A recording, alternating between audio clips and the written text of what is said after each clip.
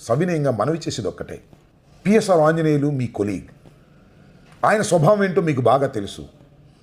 ఆయన్ని ఈ రకంగా తప్పుడు కేసులు పెట్టి అరెస్ట్ చేస్తే రేపు ప్రభుత్వాలు మారినప్పుడు ఇప్పుడున్నటువంటి ఐపీఎస్ ఆఫీసర్లు, దీనికి దోహదం చేసినటువంటి ఐపీఎస్ ఆఫీసర్ల పరిస్థితి ఎలా ఉంటుంది?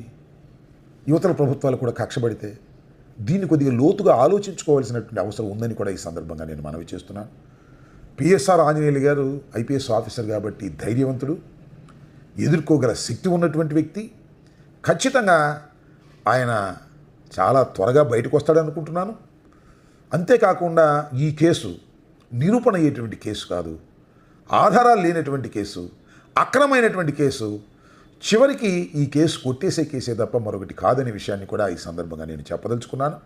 కాబట్టి పిఎస్ఆర్ ఆంజనేయులు గారిని అరెస్ట్ చేసి వికృతానందం పొందుతున్నటువంటి చంద్రబాబు నాయుడు గారు, లోకేష్ గారు, అదేవిధంగా టీవీ5, ఈనాడు, ఇంకా ఎల్లో మీడియా, మీ అందరికీ మనవి చేస్తున్నా, ఇది ఒక దుష్ట సాంప్రదాయం.